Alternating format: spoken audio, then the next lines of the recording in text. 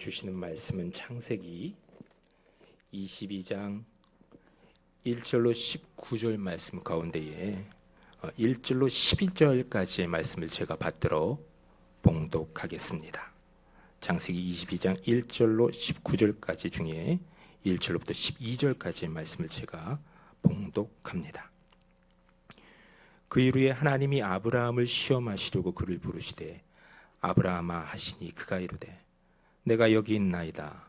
여호와께서 이르시되 내 아들 내 사랑하는 독자 이삭을 데리고 모리아 땅으로 가서 내가 내게 일러준 한 산 거기서 그를 번제로 드리라. 아브라함이 아침에 일찍이 일어나 나귀의 안장을 지우고 두 종과 그의 아들 이삭을 데리고 번제에 쓸 나무를 쪼개어 가지고 떠나 하나님이 자기에게 일러주신 곳으로 가더니 제3일에 아브라함이 눈을 들어 그곳을 멀리 바라본지라. 이에 아브라함이 종들에게 이르되 너희는 나귀와 함께 여기서 기다리라. 내가 아이와 함께 저기 가서 예배하고 우리가 너희에게로 돌아오리라 하고 아브라함이 이에 번제나무를 가져다가 그의 아들 이삭에게 지우고 자기는 불과 칼을 손에 들고 두 사람이 동행하더니 이삭이 그 아버지 아브라함에게 말하여 이르되 내 아버지여 하니 그가 이르되 내 아들아 내가 여기 있노라. 이삭이 이르되 불과 나무는 있거니와 번제할 어린 양은 어디 있나이까? 아브라함이 이르되 내 아들아 번제할 어린 양은 하나님이 자기를 위하여 친히 준비하시리라 하고 두 사람이 함께 나아가서 하나님이 그에게 일러주시는 곳에 이른지라. 이에 아브라함이 그곳에 제단을 쌓고 나무를 버려놓고 그의 아들 이삭을 결박하여 제단 나무 위에 놓고 손을 내밀어 칼을 잡고 그 아들을 잡으려 하니 여호와의 사자가 하늘에서부터 그를 불러 이르시되 아브라함아 아브라함아 하시는지라. 아브라함이 이르되 내가 여기 있나이다 하매 사자가 이르되 그 아이에게 네 손을 대지 말라. 그에게 아무 일도 하지 말라. 내가 내 아들 내 독자까지도 내게 아끼지 아니하였으니 내가 이제야 내가 하나님을 경외하는 줄을 아노라. 아멘. 여러분, 예수님 부활하셨습니다. 부활하시. 우리 옆에 분과 이렇게 인사하겠습니다. 예수님 부활하셨습니다.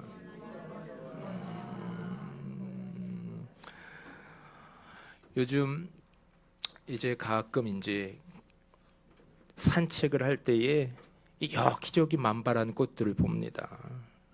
이게 제가 목련을 좋아해요. 그래서 이제 목련을 보면 자연스럽게 노래가 나옵니다. 목련꽃 그늘 아래서 베르테르의 편지를 읽노라. 이 노래가 이제 나오기도 하고 이렇게 목련 바라보. 근데 그 목련은 너무 빨리 져요. 뭐 너무 빨리 이렇게 브릿지를 넣더라고. 갈색 브릿지를. 그러다가 옆에 이렇게 개나리가 흐드러지게 펴 있어요. 벚꽃은 아무리 봐도 신기해. 아무래도 이렇게 핑크빛 눈꽃을 하나님이 그 나무에 하나하나 수 놓으신 것만 같아요. 그 꽃들 요번 봄에도 만끽하다가 이렇게 산책하다가 그 녀석들에게 지금 말을 좀 걸었습니다. 너희들 예수님 부활 미리 준비하고 있구나. 그랬더니 그 녀석들이 그렇대요. 그렇대요. 예수님의 부활을 축하하기 위해서 이 겨우내 잘 버텨왔대요. 그렇게 얘기를 해요. 메마르고 꽁꽁 얼어붙었던 긴 겨울 예수님 부활 찬양하기 위해서 그거 잘 견뎌내오느라고. 그렇게 죽은 것만 같았던 겨울이 지나면 그 긴 침묵의 시간을 낙심하지 않고 이 낙심이요 마음이 누가 그렇게 얘기를 하더라고요. 마음이 뚝 떨어지는 것. 이게 낙심이래요. 살아가다가 긴 겨울을 우리가 지낼 때가 있습니다. 마음이 그야말로 어떻게 해요? 뚝 떨어진 거예요. 마귀들이 그 뚝 떨어진 마음을 정말로 좋아합니다. 그래서 하나님은 역으로 어떻게 해요? 난 너에게 평안을 주노라. 평안을 주노라. 이 부활의 새아침 여러분들의 심령이 우리 예수님이 허락하시는 그 놀라운 평안으로 가득 채워지시기를 이연사 강력히 외칩니다. 제 마음도 평안하길 원하고, 특별히 여러분 중요한 것이 있어요.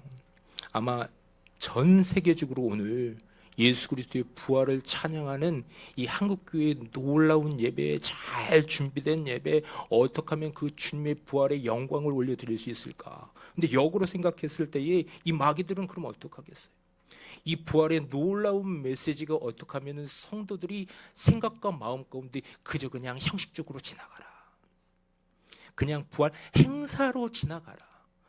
이제 보세요. 광화문이건 뭐 여의도건 어마어마한 한국교회 대축제들이, 이 부활의 축제들이 지금 이제 오후에 있을 거예요. 근데 항상 가장 중요한 것은 무엇이냐면 그 부활의 새 생명을 나는 지금 누리고 있는가, 안 누리고 있는가. 오늘 우리는 부활의 아침을, 그 영광의 아침을 맞이하고 있습니다. 부활의 아침을 기록한 가장 대표적인 이 복음서의 기록이 마태복음 28장에 기록되어 있는데요. 막달라 마리아와 또 다른 마리아가 등장을 합니다. 차가운 무덤을 향해 발걸음을 옮기죠. 차디찬 돌무덤 속에서 주님의 흔적을 붙잡으려 했던 그들의 마음이 매우 무거웠을 것입니다. 그러나 그들이 도착한 무덤은 이미 돌문이 열려 있었고 예수님의 시신은 그곳에 없었습니다. 천사는 그들에게 놀라운 소식을 전합니다. 예수님은 여기 계시지 않습니다. 말씀하시는 대로 예수님이 어떻게 해요? 다시 살아나셨습니다. 그 이야기를 듣는 순간 막달라 마리아와 다른 마리아 마음은 어땠을까요? 그 마음이 툭 떨어졌어요. 십자가에서 예수님이 죽으셨거든요.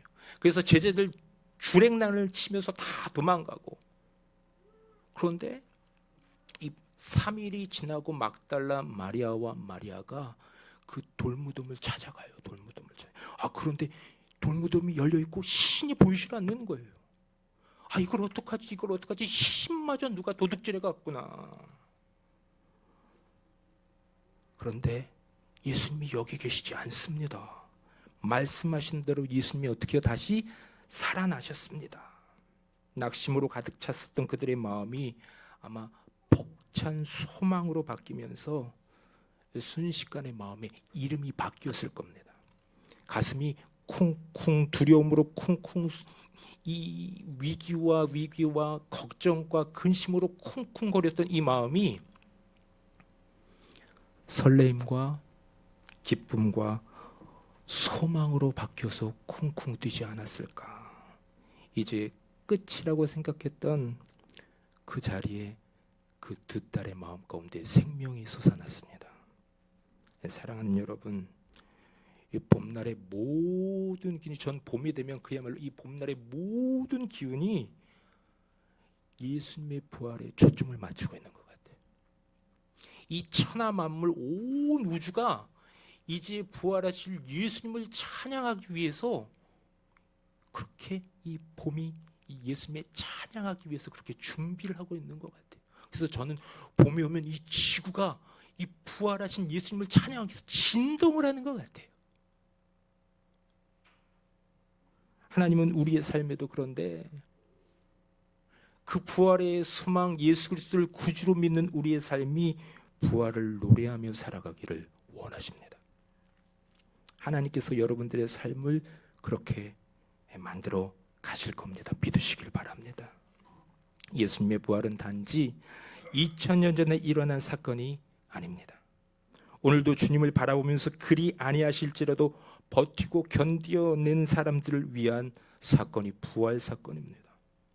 눈물 나는데 죽을 만큼 힘겨운 상황에서도 불구하고 주님을 신뢰하는 사람들을 위해 예수님은 부활하셨습니다.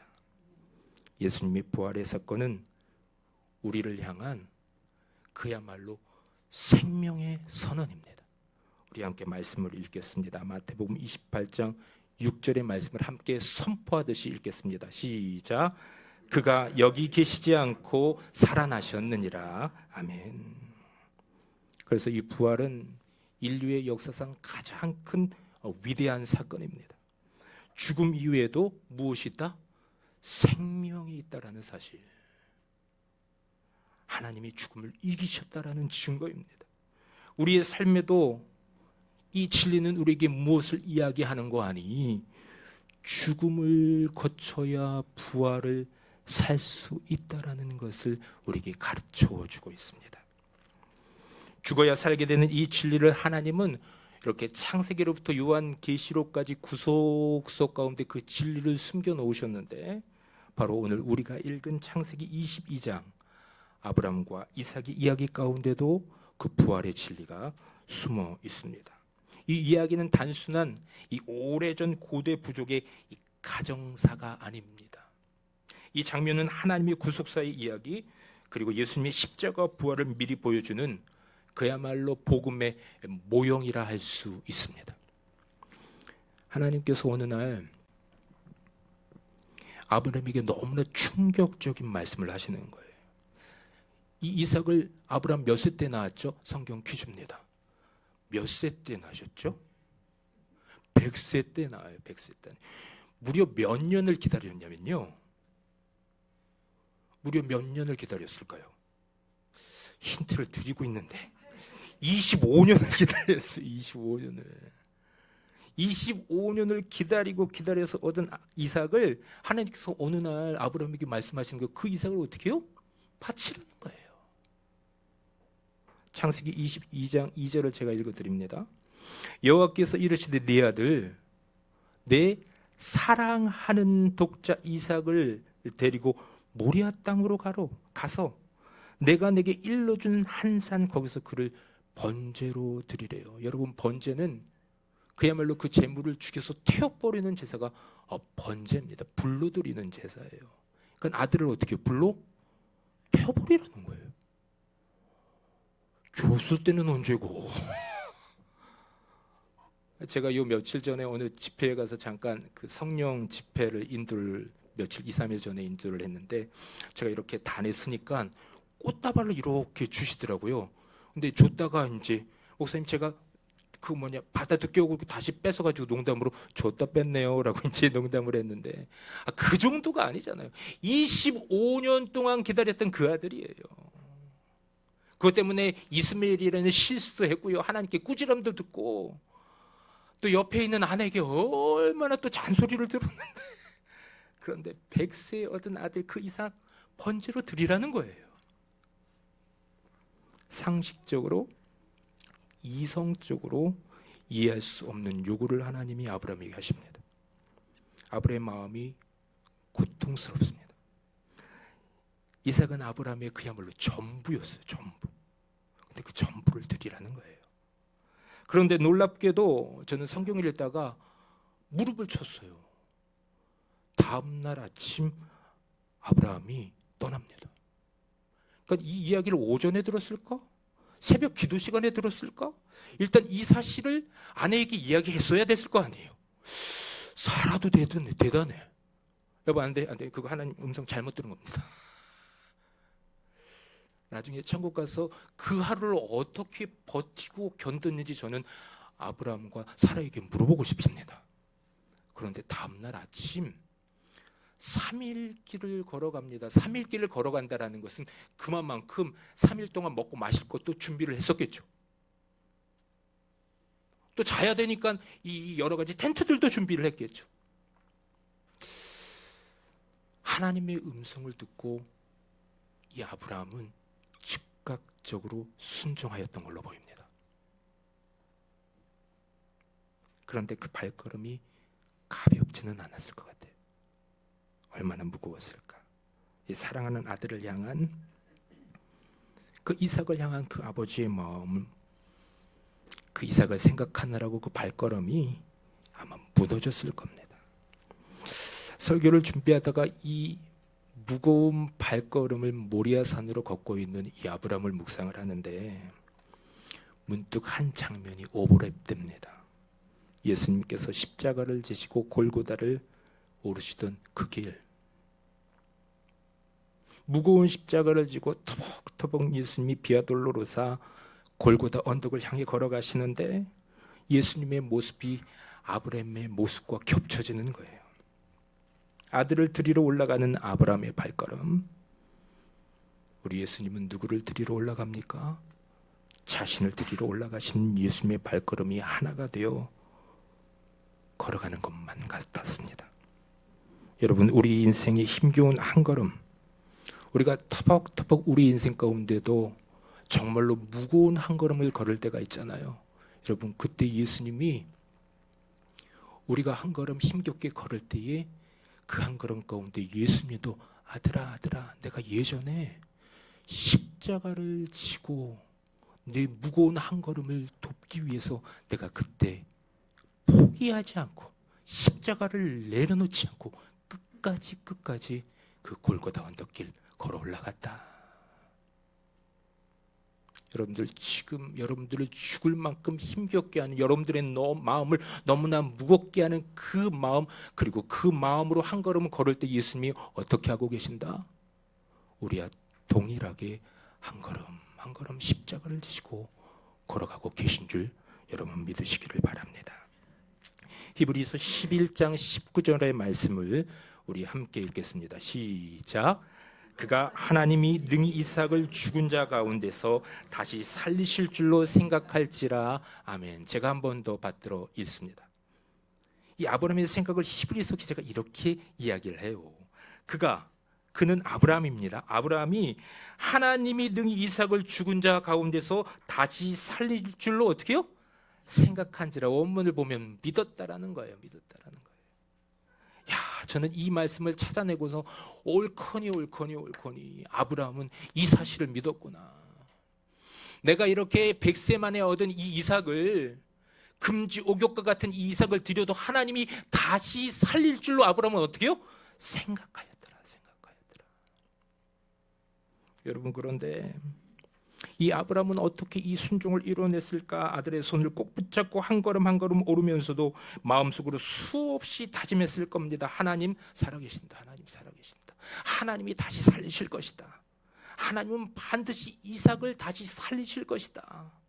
그 믿음이 없었다면 도저히 모리아산으로 발걸음을 옮길 수 없었을 겁니다. 그래서 히브리서 11장 19절 우리가 읽었던 이 고백, 그가 하나님이 능히 이삭을 죽은 자 가운데서 다시 살릴 줄로 생각하였다. 아브라함은 이삭을 내려놓습니다. 그것은 단순한 포기가 아니었고, 사랑하는 아들을 그것도 자신의 손으로 번제단 위에 내려놓는다라는 것은 본문이 깊이 이렇게 설교를 준비했는데 묵상이 되는데, 이번에는 그야말로 아브라함의 영혼이 다 들어가는 냄새가 나는 것 같은 거예요. 물론 그 믿음으로 한 걸음 순종하여 나아가는데, 아브라함의 마음이 그야말로 다 들어가고 있겠구나. 그 영혼이 정말로 다 들어가고 있겠구나. 먼저 이삭을 번제단에 놓고 이삭이 불태워지기 전에 아브라함의 영혼이 다 타버렸겠구나. 결국에는 하나님께서는 어쩌면 이삭을 번제물로 드려라 했을 때에 아들아 아브라함아, 네 마음, 네 영혼육을 거룩한 번제물로 드려라. 이삭을 죽이는 것이 아니라 네가 죽어라. 그러나 아브라함은 그 자리가 끝이 아니라는 것을 믿었던 겁니다. 그리고 바로 그때 아브라함이 드디어 이제 칼을 잡고 손을 내밀어 아들을 죽이려는 그 순간 긴박한 하나님의 음성이 들려옵니다. 정말로 긴박하잖아요. 너무나도 진중하고 너무나도 긴박한 순간인데, 제가 고민을 했어요. 저희 설교 준비를 하는데 이 긴박한 순간 가운데 정말로 소망의 음성이 들려오잖아요. 그러면서 MBC 그 무슨 노래가 생각이 났어요. 잠깐만 우리 이제 한번 해봐요. 여러분 아시죠? 사랑을 나눠요. 이 노래가 계속 울리는데, 이 너무나도 긴박하고 진중한 순간 설교 준비했는데 이 노래가 계속 울려서 너무나 웃긴 거예요. 너무나도 진중한 순간, 너무나도 죽을 것만 고통, 이제는 이삭이 이제 바로 칼로 이제 순식간에 치면 어떻게 해요? 죽는 순간이에요. 그런데 하나님이 잠깐만 하지 않았을까? 잠깐만. 이것은 죽는 시간이 아니다. 소망의 시간이다. 사랑을 나누는 시간이다. 아브라함아, 아브라함아. 그래서 재미나요. 하나님께서 아브라함아라고 부르시지 않아요. 제가 오늘 성경 봉독할 때도 이 아브라함아, 아브라함을 빠르게 읽었어요. 아브라함아, 아브라함아 이렇게 부르지 않았을까?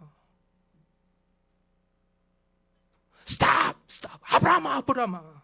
그 아이에게 손을 대지 말라, 손을 대지 말라.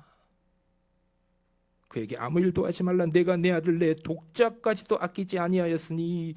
이러면서 하나님의 심령은 아마 아브라함 때문에 감동하셨을 겁니다. 내가 이제야 내가 하나님을 경외하는 줄을 아노라. 하나님은 이 말씀을 마치시고 준비하신 이 어린 양을 보여주십니다. 이삭 대신 번제로 드릴 어린 양을 하나님 미리 준비하셨다 그랬어요. 그 순간 아브라함은 비로소 알게 되었습니다. 하나님은 죽음을, 내 아들의 죽음을 요구하는 분이 아니라 생명을 예비하는 분이시구나.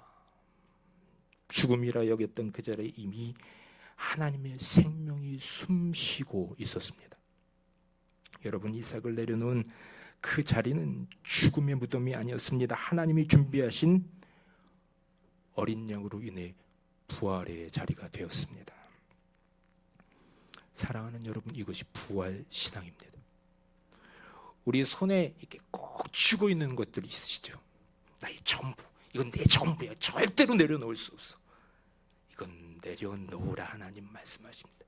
그것은 우리의 계획일 수도 있습니다. 그것은 우리의 삶의 나의 기대일 수도 있습니다. 심지어 하나님보다 더 사랑하는 것들 하나님께서는 반드시 내려놓으라고 말씀하실 겁니다. 그런데 이 내려놓을까 죽을 만큼 힘들거든요.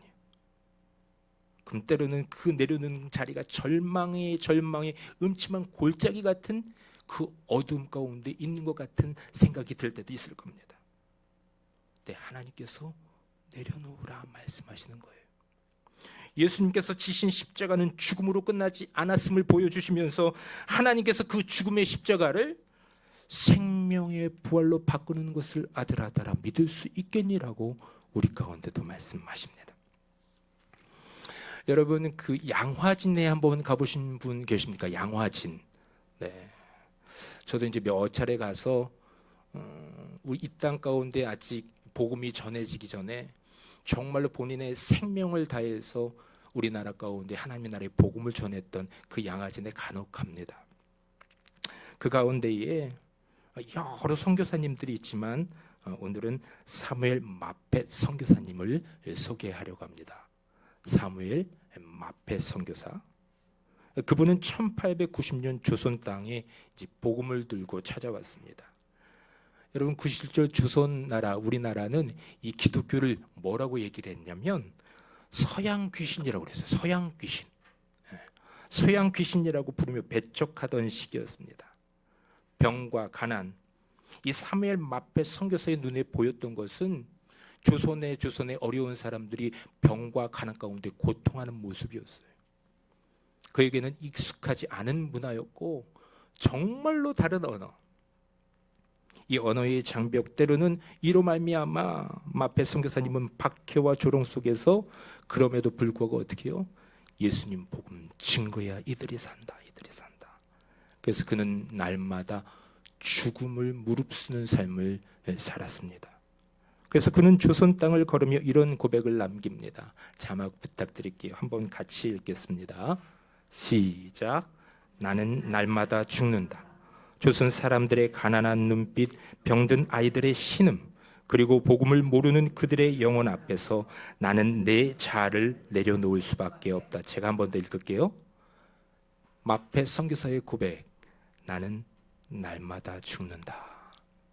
조선 사람들의 가난한 눈빛, 병든 아이들의 신음, 그리고 복음을 모르는 그들의 영혼 앞에서 나는 내 자아를 내려놓을 수밖에 없다.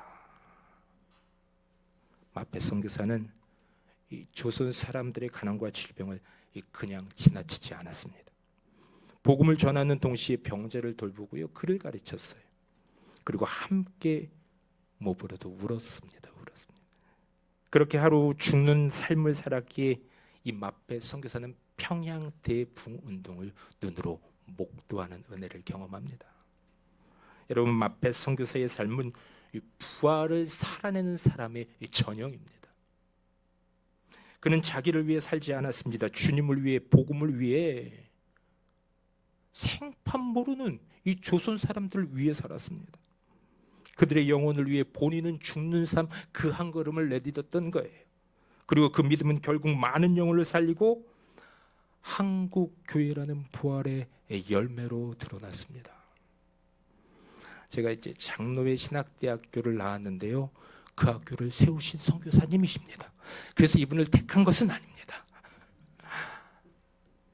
지금 양화진 선교사 묘역에 가면 마페 선교사님의 이렇게 묘비가 있는데 거기에 묘비명에 이렇게 써 있어요.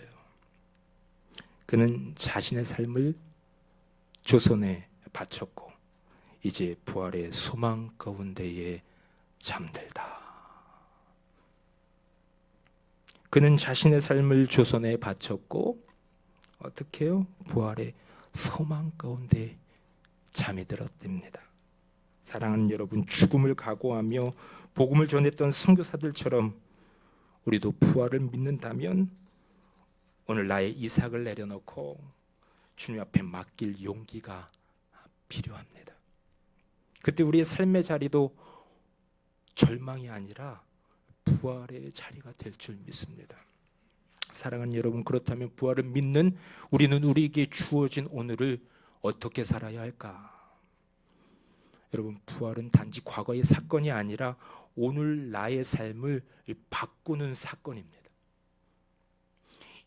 부활절을 지내면서 하나님은 우리 인생이 하나님이 이끌어 가시는 좋은 변화를 맛보기를 원하셔요.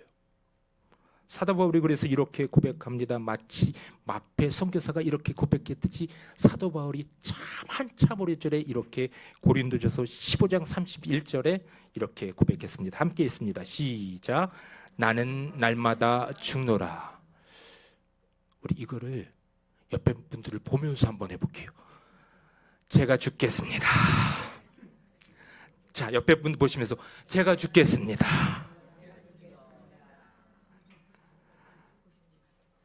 여러분, 부족한 목사가 여러분들을 위해서 죽겠습니다. 갑자기 눈물이 나. 부활을 믿는 삶은 그야말로 날마다 죽는 삶입니다. 하루하루 내 자아를 내려놓고 죽여야 되는 삶입니다. 날마다 내 고집을 꺾는 시간이 될 겁니다. 날마다 아침에 일어나면은 여러 가지 계획들이 막 떠올라요. 이렇게 해야지, 이렇게 해야지, 이렇게 해야지, 이렇게 해야지. 그런데 그 계획도 내려놓는 겁니다. 날마다 이게 힘들어요. 내 자존심을 죽이는 겁니다. 내가 왕년에 이런 사람이었는데 내 학력도 내려놓는 삶입니다. 내 지위도 내려놓는 삶입니다. 그리고 이렇게 고백하는 삶이죠. 주님, 저는 주님 없이는 아무것도 아닙니다. 그게 죽는 삶인 거예요. 그리고 주님을 따르겠습니다. 그때 우리는 부활을 살아낼 수 있습니다. 이것이 그리스도인이 하루하루 살아가는 방법이래요. 바울처럼 날마다 십자가를 붙잡고 날마다 내 생각 내려놓고 주발 앞에 엎드려 주님 음성 허락하여 주시옵소서. 그 음성 듣고 살아가길 원합니다. 그러면 주님께서 그 내민 손을 외면치 않으셔요. 그 손을 붙들어 주신다니까요. 날마다 부활의 소망을 믿고 살아가는 사람, 그 사람이 바로 오늘 부활을 살아내는 사람입니다. 예수님의 부활은 우리의 부활입니다. 한번 따라하겠습니다. 예수님의 부활은 우리의 부활입니다. 그래서 부활은 죽음을 거치지 않고서는 주어지지 않습니다. 죽음을 거치지 않고는 여러분 부활을 살아낼 수가 없습니다. 그래서 사도 바울이 이렇게 고백했던 겁니다. 나는 날마다 죽노라. 예수님의 부활을 기념하는 이 부활의 새 아침, 하나님은 우리에게도 지금 묻고 계십니다. 너의 삶 속에 이삭은 무엇이냐? 내가 붙잡고 있는 그 이삭을 내려놓을 준비가 되었느냐? 여러분, 죽음을 준비할 때에 부활이 시작이 됩니다. 죽음 없이, 여러분 죄송합니다, 죽음 없이는 하나님 단호하십니다. 부활은 없다. 하나님 단호하십니다. 죽음 없이는 부활이 없다. 오늘 이 말씀을 통해 우리도 죽음의 결단을 넘어 부활의 은혜를, 부활의 기쁨을, 부활의 소망을 누리시는 여러분들 되시기를 예수님의 이름으로 축복합니다. 기도하겠습니다. 하나님,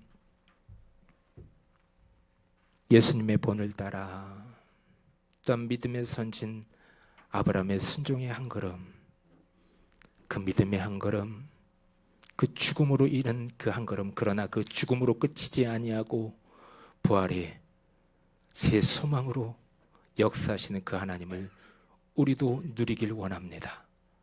날마다 죽노라 사도 바울의 고백처럼 우리 또한 주님 주님 따라 내 생각을, 내 아집을, 내 고집을, 내 계획을 다 내려놓고 오직 주님만, 주님의 음성만을 순종을 걸어가는 우리의 삶 가운데에 부활을 살아내는 귀하고도 복된 삶을 허락하여 주시옵소서.